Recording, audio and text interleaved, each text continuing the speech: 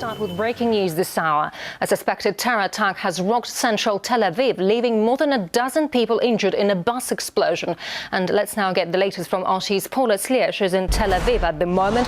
Hello, Paula. A lot of uncertainty here, with some sources saying 10 people have been injured, some say as many as 20. Reports say it happened near army headquarters. So update us on what's happening in Tel Aviv right now. Well, the bus explosion happened around 20 minutes ago, not far from our offices here in Tel Aviv. We have constantly been hearing the ambulances screeching past. There are police helicopters hovering in the area, and all the streets around here have been cordoned off.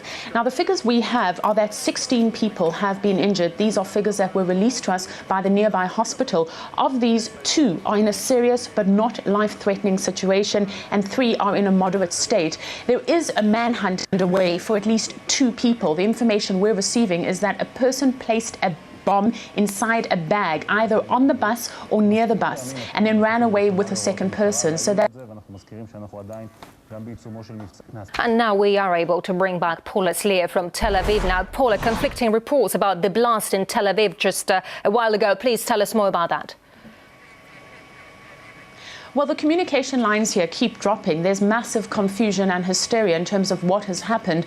In the last 20 minutes or so, there was a suicide bus bombing. It happened just a short distance from where our studios are. We constantly are hearing the ambulances screeching past. We can confirm that the figures released from a nearby hospital that has received all the victims stands at 16. We're also hearing from the police that a manhunt is underway. They're searching for 2 people. From the information they're giving us, they understand that one person placed a bag with a bomb either on the bus or near the bus and then ran away. So the manhunt is looking for them. All the roads in this area have been cordoned off. There's a massive sense of hysteria and confusion.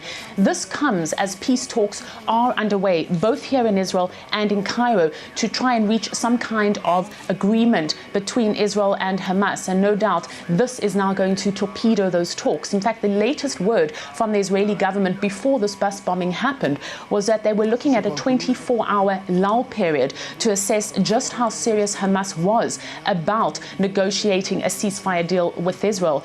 And in this respect, we are now hearing reports out of Gaza that there are celebrations and dancing as the news of this suicide bombing filters through. In fact, Hamas allegedly has announced on loudspeakers in mosques in Gaza that it is responsible for this suicide attack, calling it a victory from God. Now, if we are able to verify those reports, it will indeed send out a message to people here in Israel that Hamas is not serious about any kind of peace. And this then begs the big question as to whether or not an Israeli ground invasion into Gaza is next. Paula Slier live. Thank you very much indeed, Paula.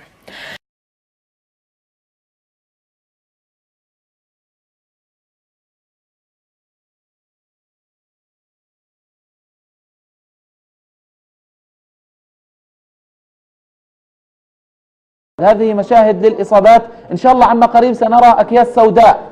أدعو الله سبحانه وتعالى أن نرى أكياس سوداء بعد قليل.